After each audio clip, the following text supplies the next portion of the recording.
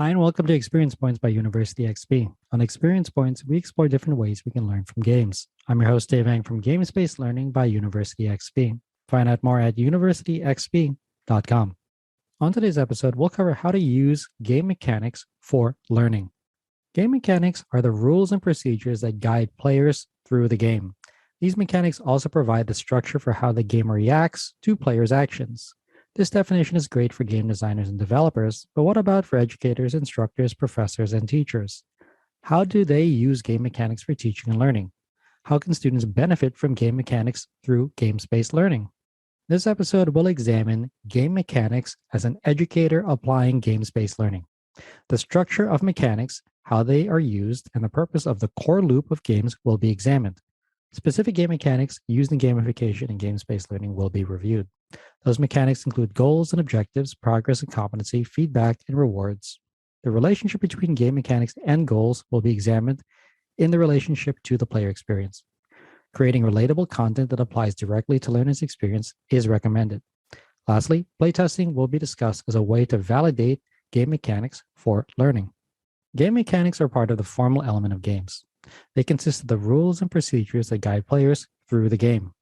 The game's mechanics also provides a structure for how players respond to other players' actions. Because game mechanics are such an integral part of game design, they show up in almost all conversations about games and play. Game mechanics are also present in gamification, such as loyalty cards, airline miles, and sales leaderboards. Super Mario Bros. Is one of the most popular implementations of the platforming mechanic. Here, players move a character around a screen, jumping from platform to platform.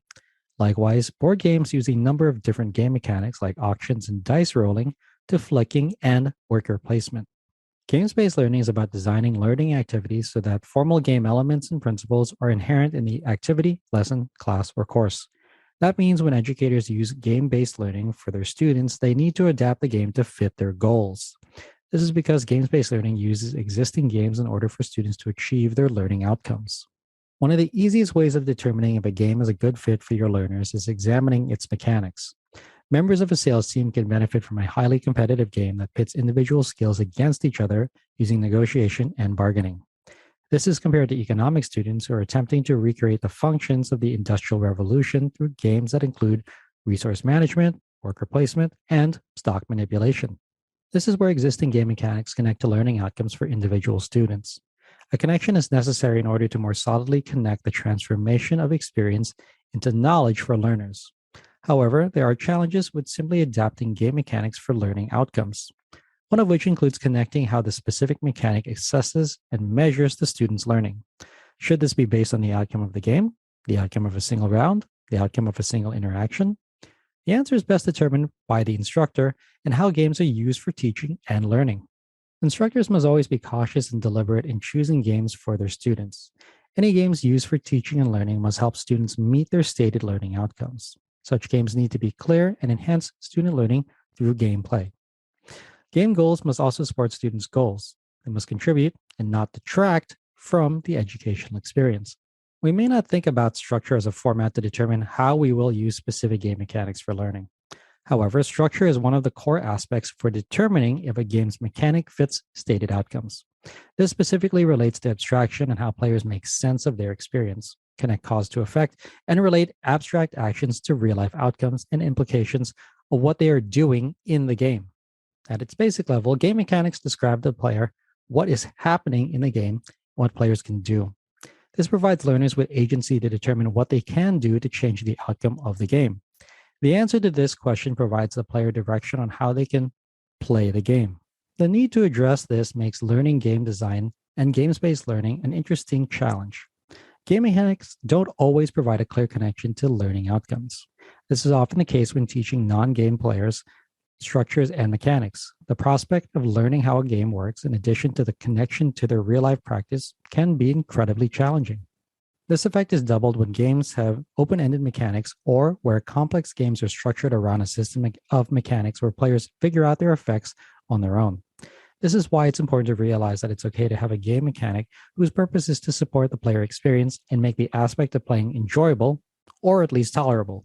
That means not all game mechanics need to be connected to learning outcomes. Often, the best way to structure games for teaching and learning is to ensure that your explanation of the game and its structure is chunked and presented in a scaffolded manner. This way, your players receive information in digestible and sequential steps. Those steps build on what was explained previously. This means that one of the best ways of explaining a game to players is to address the core loop of gameplay. The core loop is the primary game system or mechanic which defines the game. This is the element of the game that players remember most frequently or engage with most often. You can think about this as the engine of the game. The core loop is what empowers individuals to keep playing. The core loop is a structure that unifies the game's mechanics together. The core loop sits on top of other game mechanics and becomes extensions of them. Jenga's core loop involves taking one piece from the tower and then placing it somewhere else in the tower. Tic-tac-toe's core loop is to always place your symbol in one open space on the board. These are simple game mechanics that, when combined, create the core loop of the game. Jenga requires dexterity to take and place a piece without knocking over the tower. Tic-tac-toe requires players to first evaluate where they are open spaces on the board before placing their next symbol. These actions are mechanics that will continue progressing until the game is resolved. The core loop also forms the basis of all games. Examining, dissecting, and reviewing the core loop of games helps identify the level of interaction that players engage in. This engagement informs designers how those interactions affect and influence their student learning outcomes. One of the first ways of connecting learning outcomes to game mechanics is through the statement of goals and objectives. All games have goals. These are objectives that provide the players with direction for play. Likewise, instructors also have learning outcomes for their students. Both game objectives and learning outcomes can be combined. By setting goals and objectives in the game, you've also purposely created direction for your players to take. Those goals could be anything from completing a level before the time runs out, gaining the most resources after 10 turns, or eliminating the rest of the players in the game. Likewise, learning outcomes provide a goal for your learners to seek. Those outcomes could be reciting every state capital, identifying a mollusk, applying a form of negotiation, or creating a database from scratch. In both circumstances, players and learners have objectives they work towards. That means in learning games, it's best practice to establish and share these goals with learners early in the process. Transparency of these goals is paramount for empathizing with learners throughout their journey. Of course, goals alone aren't the best way to connect students' learning and development with their growth. However, demonstrating players' progress and students' competency aids them in reflecting how far they've come. Measuring and recognizing players' and learners' progress is a hallmark of great design. This is because providing players with a tangible and visual way to see how much they've progressed and how far they've come is a great example of demonstrated competency. This is especially helpful for games as demonstrating progress shows the player their mastery of the game and the depth of their involvement. The same can be said for learners as well, especially when it comes to project-based learning, where students can offer a tangible product at the conclusion of a course. The project serves as a single representation of the achievement as well as the applicable concepts they've used for its completion. In the same sense, progress bars provide an abstracted way for players to see how far they've come and what is left to go towards completing an objective or end goal. Students benefit from the same application in game mechanics that demonstrate what they've completed so far and what remains for them. Patchwork is a simple board game that actively demonstrates to players what they've completed so far with the quilt and what missing sections are left for them to fill in. Ultimately, the kind of progress earned by players and their demonstrated competency should help them achieve this kind of intrinsic fulfillment. In addition, it should also help them play the game better. This is most evident in power-ups earned by players in the game that are unlocked from attaining some kind of achievement.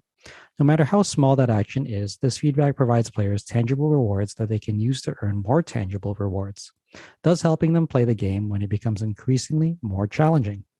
Progress and competency recognition are two forms of feedback that players are provided throughout gameplay.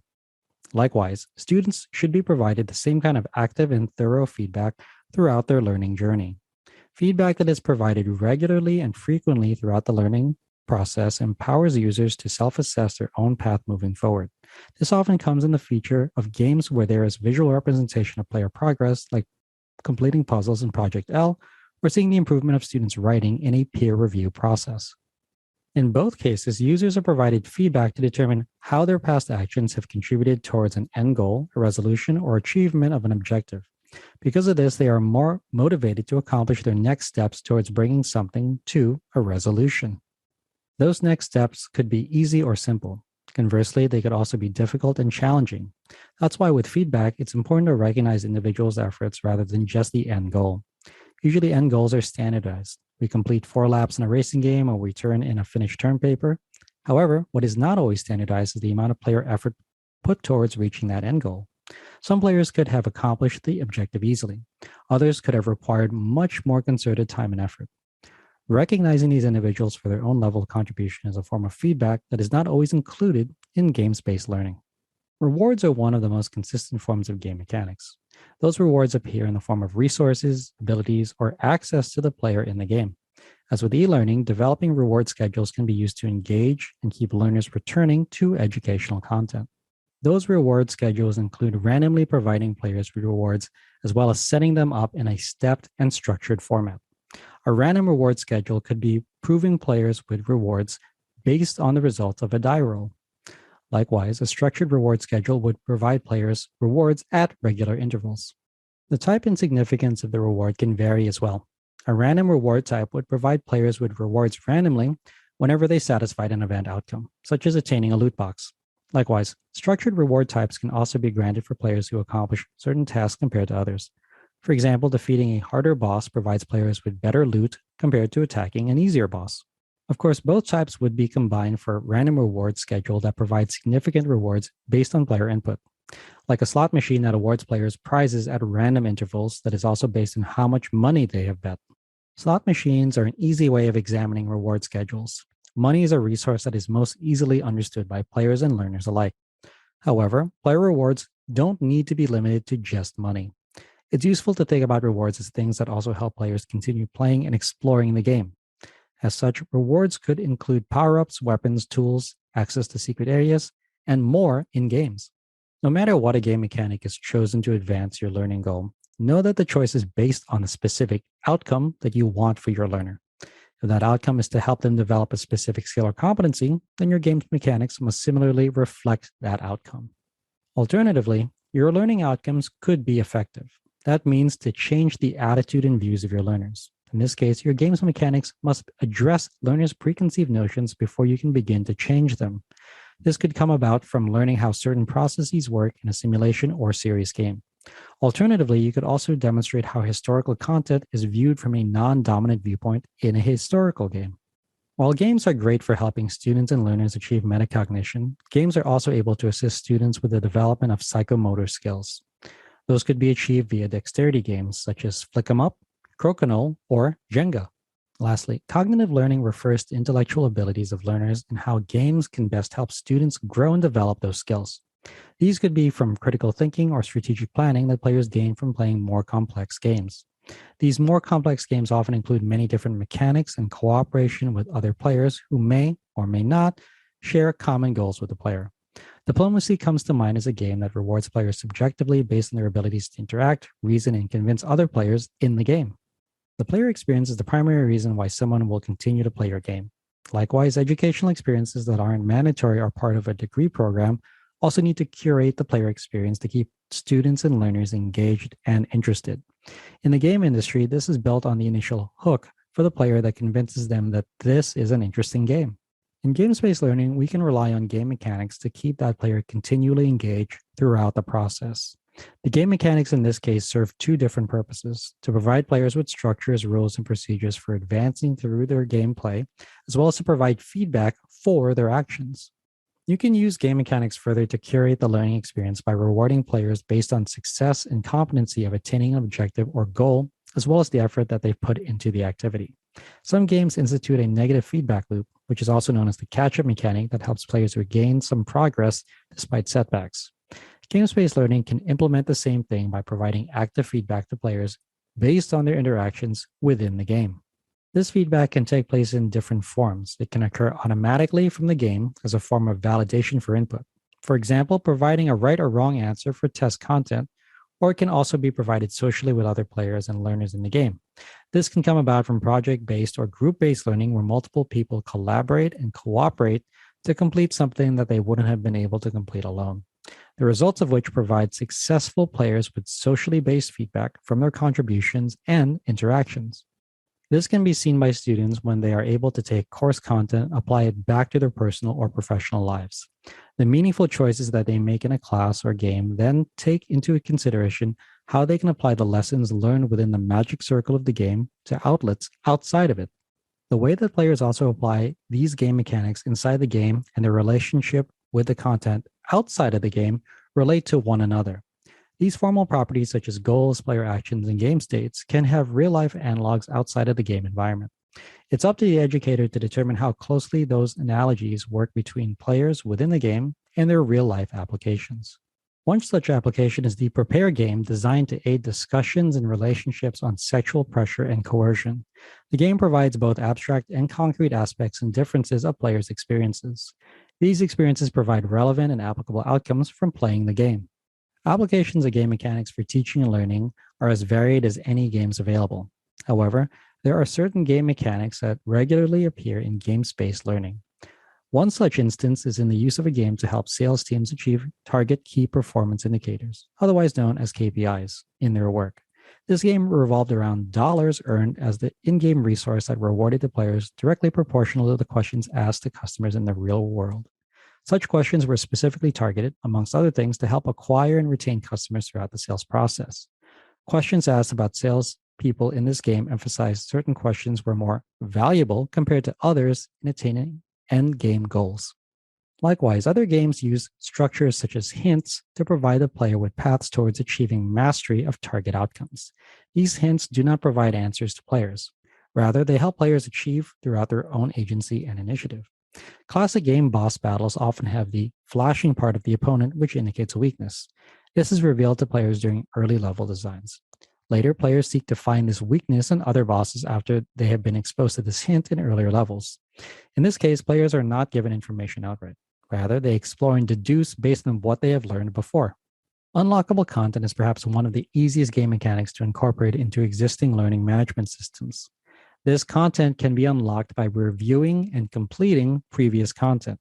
However, a more tangible way of unlocking this content is through the achievement and mastery of previous content. Such mastery can be acknowledged by providing players with currency, resources, or totems that represent player success in these areas. Once players achieve this, they redeem them in order to access new areas, new content, and new opportunities to gain resources later in the game or course. The use of game mechanics for teaching and learning may seem applicable and equitable from the design standpoint. However, nothing replaces the results that adequate playtesting provides. Providing a game, course, or lesson to others is critical for understanding the player experience and how actual users will play your game. Playtesting can also provide valuable feedback on whether or not game mechanics affect and influence your learning outcomes. Lastly, playtesting also provides designers and educators feedback on game mechanics that may be difficult for players to grasp or utilize. As such, designers should consider adding, removing, or editing the effects of their game mechanics. This episode examined game mechanics from the point of view of educators applying games-based learning in practice. The structure of mechanics and how they are used in relation to the core loop were examined in depth. Specific game mechanics used in gamification and games-based learning were reviewed, including goals and objectives, progress and competency, feedback, and rewards. The relationship between game mechanics and goals were examined as they relate to the player experience. Creating relatable content that applies directly to learners' experience was recommended in practice. Lastly, playtesting games for learning was covered as an activity that should be included in all educators' toolboxes. I hope you found this episode useful. If you'd like to learn more, then a great place to start is with my free course on gamification. You can sign up for it at universityxp.com/gamification.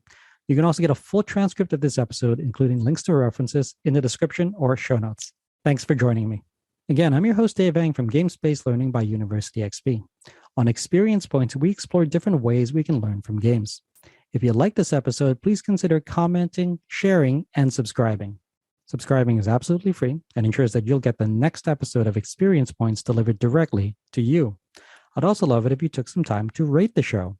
I live to lift others with learning. So if you found this episode useful, consider sharing it with someone who could also benefit. Also, make sure to visit University XP online at universityxp.com.